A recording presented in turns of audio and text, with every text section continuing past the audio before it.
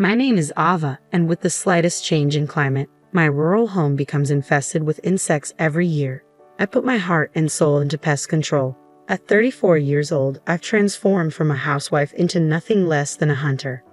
Once upon a time, bugs used to scare me. I used to say such things without any embarrassment, but once I passed 30, I started facing them with a poker face. Indeed, I've become quite tough. Today, I'd like to share a story about how I dealt with my younger sister who fell in love with my husband. This happened years ago, back when I was in my 20s. A junior high school reunion was held for the first time in many years, where I reconnected with my childhood friend Josh, who used to live in my neighborhood during elementary school. My sister Emily, 2 years younger than me, and I used to play with Josh a lot. But as typical boy sentiments grew stronger, playing with girls became embarrassing for him. Josh distanced himself from us when his family moved away in junior high, and we lost touch. At the reunion, I was nervous when reconnecting with Josh, but adulthood brought its strong ally, alcohol. Josh, loosened by its power, and I, emboldened by the same, had a lively conversation that was hard to believe after such a long time apart. We continued to party together, and by the end of the night, Josh confessed, "I used to like you when we were kids, and it seems like I can still like you as an adult." With this light-hearted exchange, our relationship began. Later, when sober, Josh joked, "Man, I said too much. Am I embarrassing? Who the hell do I think I am?" I couldn't help but laugh at his embarrassment. Everything fell into place, and we decided to get married. We visited each other's homes and completed the formalities for cohabitation and marriage planned for 6 months later. However, a problem arose at my house when Josh came to meet my family over a meal. As my sister returned home from work with a deflated voice, her surprise at seeing Josh turned quickly into a happy expression. "Wow, Josh, why are you here?" Embarrassed, Josh glanced at me and then explained, "Actually, we've been dating for about half a year now, and we've decided to get married. I came here today to inform our parents." I thought I should explain to my family, so I told my sister the circumstances. Her face turned visibly grim. "I see. I'm tired, so I'm going to bed. Good night," she said abruptly, retreating to her room and slamming the door shut. Wow, that was unpleasant," I said to Josh, worried that I had made him uncomfortable. But he reassured me with a smile. "I'm not bothered by it." Wanting to clear things up for my sister's sake, I added, "She's not usually like that. Maybe she's just not happy about us living together."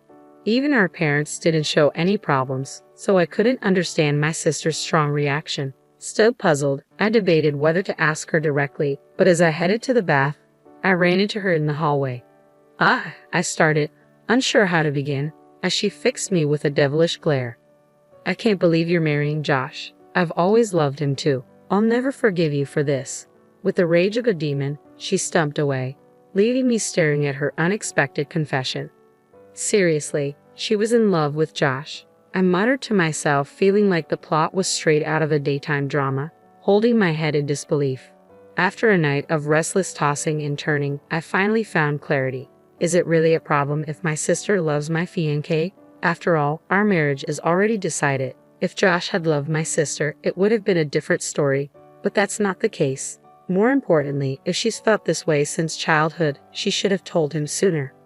Realizing it was my sister's failure to express her feelings that caused this turmoil, I decided it was absurd for her to blame me. Though I could sense her growing hostility towards me as her older sister, I chose to let it slide. Despite the gravity of the situation, I opted for an optimistic view and decided to let it go. However, I was torn about whether to tell Josh. On one hand, revealing my sister's feelings might complicate things for Josh, I reasoned. But if I don't tell him, he'll sense the tension whenever he visits without understanding why. Considering Josh's involvement, I ultimately decided honesty was the best policy. I have to tell him, I resolved. When I finally did, Josh listened attentively and reassured me, "Tell me if anything happens. I'll handle it." "True, it's a sister issue," I acknowledged, relieved by Josh's understanding. "If she gets too aggressive, maybe they'll use you as a shield," I joked nervously. "Don't joke like that," Josh chuckled, trying to lighten the mood. With our decision made, neither of us wavered in our commitment to marry. Convincing my sister was not our aim. We simply accepted the situation. From then on, as expected, my sister's animosity towards me only grew. On one occasion, after she used the bathroom before me, she left it messy without cleaning up. "This isn't a big deal. It's just a shower," I sighed, trying to brush it off. I could even afford to joke about how cute my little sister was for pulling such a modest, shabby prank. However, having my makeup and wallet hidden before heading to work was a real blow. "I don't have time for a treasure hunt in the morning," I muttered, desperately searching for them. Trembling at the thought of being late, I barely made it to work on time twice in 1 week. "You're not slacking off with your wedding coming up, are you?" My boss eyed me coldly, adding to my frustration. "I won't forgive her." No, I'm the big sister. I should forgive her. But I won't. No, I muttered to myself, conflicted. Initially, my parents were unaware of my sister's harassment, but after she started hiding my valuables, they began to notice something was off. "Why are you doing such childish things?" My mother scolded my sister, though my sister seemed to revel in annoying me. The real issue, however, was my father.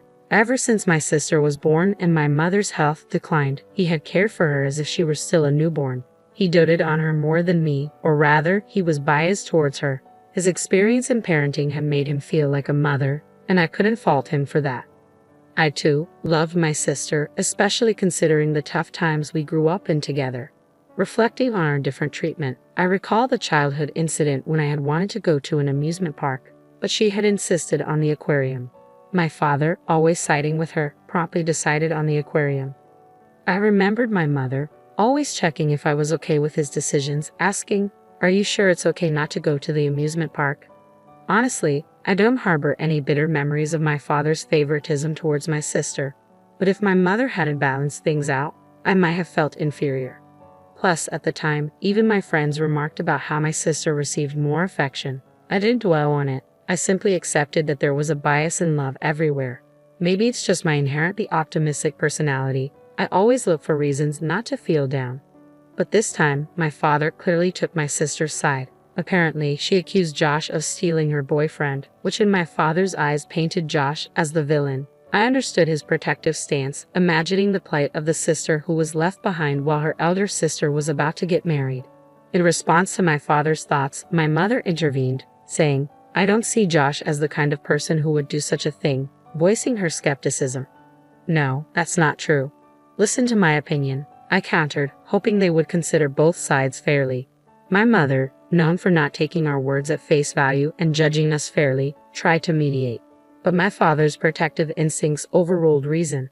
"I can't bear to see my poor sister dumped and even my elder daughter being played with," he insisted adamantly. "I won't allow this man to take advantage of my beloved daughters. Wake up."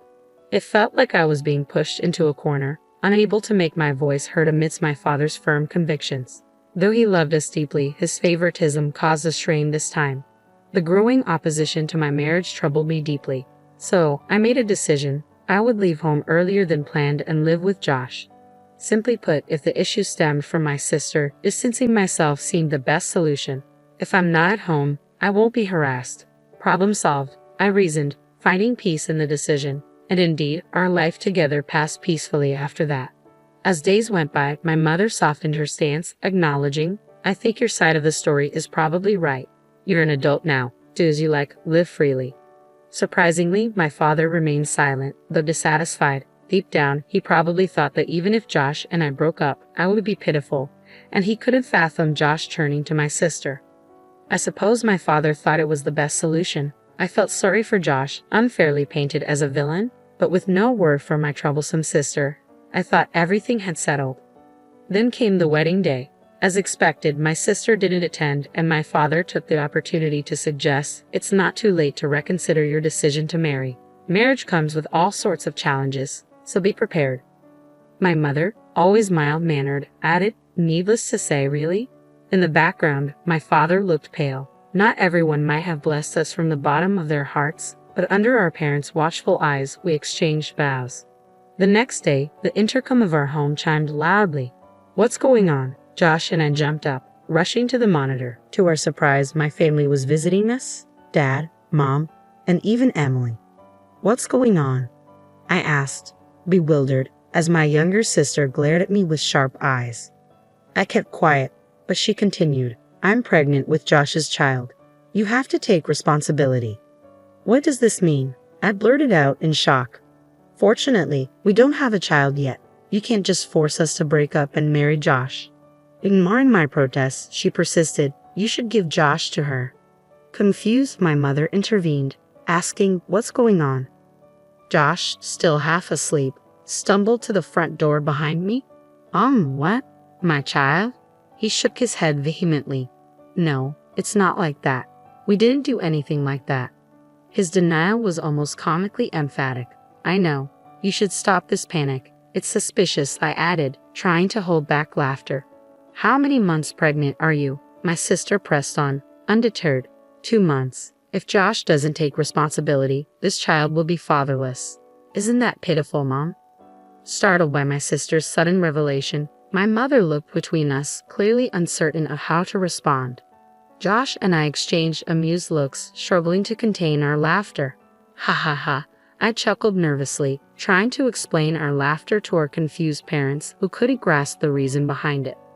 What are you laughing at? My sister Emily asked, flustered by our sudden outburst. Well, 2 months ago, I started, tears welling up from laughing too hard. We had fun last time, didn't we? Josh interjected, catching my sister off guard with his unexpected question. My parents remained perplexed, their expressions filled with disapproval as they didn't understand Josh's playful intentions. I was probably the only one who caught on to his subtle plan. By the way, Emily, how many abs do I have? Josh continued, throwing another curveball. Ha! Emily looked blank, clearly puzzled. I was on the verge of bursting into laughter again. Josh, are you serious? Talking about your abs like you've lost them, I managed to say between giggles. What are you talking about, Josh? Emily asked, clearly bewildered. The correct answer is 0. I was about to confirm that Josh was just teasing when he solemnly confessed, I actually have no abs. Even my mom couldn't help but chuckle at his antics. It seemed like a contest to see who could make the other laugh the most. Here's question 2. Have you seen my moles? How many do I have in total? Josh continued, his strange questions leaving my sister at a loss for words. Hey, wait, what? Emily stammered, unsure how to respond. Josh persisted with his playful interrogation, leaving my sister flustered. Well, that's to be expected, I thought, seeing Josh's mischievous grin and my sister's confused expression. It was like a game to him, delighting in teasing her and watching her struggle to answer. Despite knowing she could end it by denying everything, Josh seemed to enjoy keeping her on her toes. In fact, even my mother began to suspect something was amiss. Isn't there something odd about their relationship? She murmured quietly, observing the dynamic between my sister and Josh. Of course, I thought, realizing that such banter wouldn't be possible if they were genuinely intimate. Moreover, it would be too embarrassing in front of our parents. The very act of having such a light-hearted conversation was proof that nothing had actually happened between them. Josh was simply enjoying his own way of playfully teasing Emily like a child with a new toy. It was both amusing and slightly unsettling. What a mischievous man he could be. I watched closely, wondering how my sister would react to Josh's playful banter. She pondered the second question, visibly tense.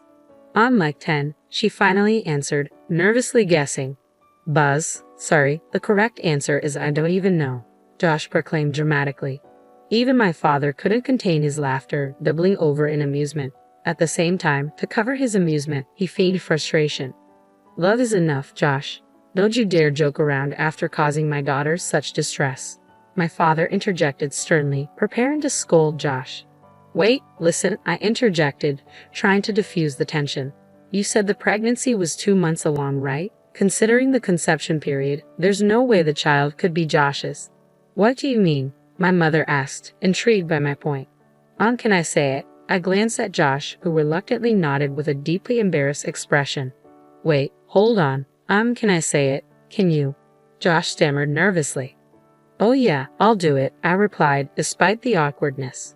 Josh puffed out his chest bravely. Mom and Dad, the truth is, during that time, I was stung by a bee in a very sensitive area. At this revelation, everyone, even my sister, burst out laughing uncontrollably.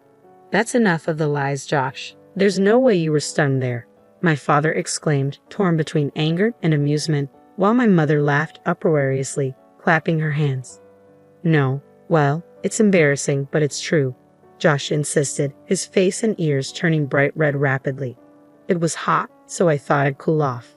Taking advantage of the fact that I couldn't be seen from outside, I opened the window and was relaxing in the nook when a bee flew in and stung me. I struggled to contain my laughter, trying to respect Josh's embarrassment in front of my family, but it was too hilarious not to join in. There's no way a man could be that embarrassing, my father chuckled, shaking his head. Well, that embarrassingly embarrassing man is right here, Josh retorted loudly, trying to defend himself. That still doesn't prove that the child in my belly isn't from Josh's seed, my sister interjected, regaining her stance and joining the conversation with renewed vigor. Emily, think about it, I reasoned. Josh got stung in a very important place. Dad, imagine if that happened to you as a man. You'd understand the pain of having such a vital area harmed. My sister fell silent, considering my serious tone. Meanwhile, my father, who seemed to have visualized the situation based on Josh's explanation, quietly clutched his groin and looked down thoughtfully. Though he tried to maintain a stern face, it was clear he was starting to believe Josh's unlikely tale. It's a really delicate area for men, so it was tough. I even thought about calling an ambulance, Josh concluded, his embarrassment evident despite his attempt at humor. I couldn't help but respond to Josh's story with embarrassment. I had a fever, it was tough, and doing the deed in that state would be way too kinky. You can even check with the hospital that took care of me if you want, Josh explained in an almost inaudible voice. To my surprise, my mother burst into laughter. Josh, didn't you used to have a habit of taking off your swimsuit when you played in a kiddie pool? She teased, approaching him with playful curiosity. Why don't you show me where you were stung? Josh tried to dodge my mother's playful inquiry, covering not his private area, but his irrelevant chest. From what I saw, my mother seemed to fully trust him now, which gave me a sense of relief, although Josh didn't seem to share the same feeling. Well, I sympathize as a man. I don't think anyone would lie about such an embarrassing thing. There's no need to check with the hospital, my father chimed in, his expression unusually kind towards Josh, as if respecting his dignity. Ironically, it seemed that understanding came quicker among men in this situation. I wondered if this was what they called a blessing in disguise. Amidst this light-hearted banter, I turned to my sister, who stood in a daze. Even if you lie like this, it won't lead to Josh and me getting divorced. I think you're just making yourself more miserable, I said calmly. You may not believe me, but I really want you to be happy. After all, you're my only sister. My sister's eyes widened in anger. Shut up, shut up, shut up. I don't like Josh anymore. If he's going to take your side, she snapped, emotional and reaching out to grab me. I don't care if you don't like me. I love Ava, and that's all that matters, Josh firmly asserted, brushing off my sister's hand. I consider Emily a precious childhood friend and now my sister-in-law. I never have and never will see her as anything more. If you keep repeating these lies, I'll defend Ava with all my strength. I couldn't help but feel moved by his words. He had come a long way from the man who was embarrassed by a bee sting, muttering about the world being his enemy. Watching this unfold, my father intervened. Emily, if you're really pregnant, show us your medical records or something, he requested, his tone serious. With that, my parents made it clear they had believed Emily's pregnancy claims without any basis. I appreciated their unquestioning trust in their children, though this time it seemed to have backfired. If you've lied, you owe both of them an apology, my mother added sternly. My sister, visibly shaken and biting her lip, turned away with tears in her eyes. My father moved to follow her, but my mother stopped him. Let her go and cool off, she advised. 2 weeks passed. My sister continued to insist she was pregnant, but my mother finally persuaded her to visit a gynecologist. The diagnosis, no signs of pregnancy and perfectly good health. We're sorry for dubbing you and causing you so much trouble, my parents apologized sincerely. We should have trusted Josh, whom we've known for so long. Please take care of Ava and forgive us for making this difficult for you both. They bowed their heads apologetically. To be honest, I couldn't blame my parents. I haven't discussed the strained relationship with my sister with my parents. They have always believed in their daughters without question, a quality that society might view in various ways, but for me it has been a source of immense reassurance. Despite occasional favoritism towards my sister, especially from my father, I have come to forgive them for the mistakes they made. They raised me well, and without them, I wouldn't have met Josh or lived such a happy life. When my sister's lie about being pregnant was exposed, she reacted angrily.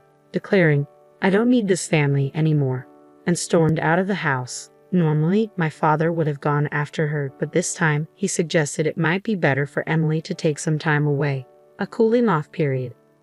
My mother agreed, adding firmly, "If she can't come back and sincerely apologize, we won't let her back into this house."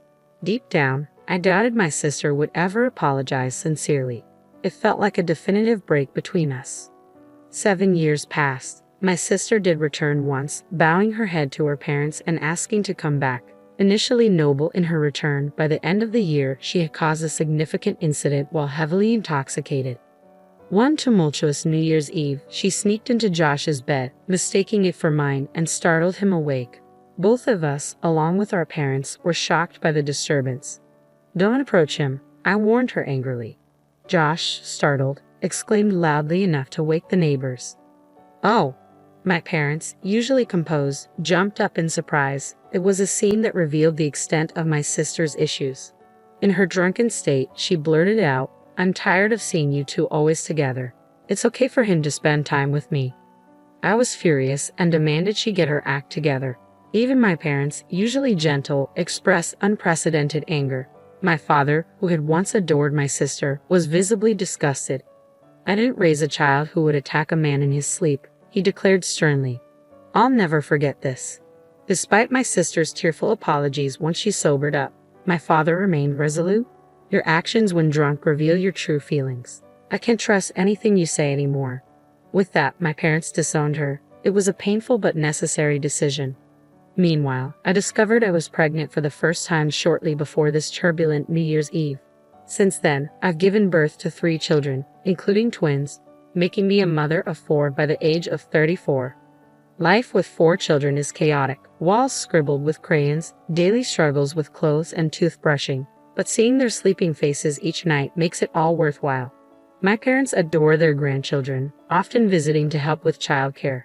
Josh, too, is deeply involved, despite the challenges. He handles the chaos with a smile, even as he worries about his thinning hair from constant hair pulling during piggyback rides. I find it amusing and endearing to see Josh grappling with hair loss. With his promotion and improved salary, he could afford treatments, but I secretly enjoy watching him embrace fatherhood in all its messy glory. Our home is far from quiet and calm. It's lively and noisy, but I couldn't be happier.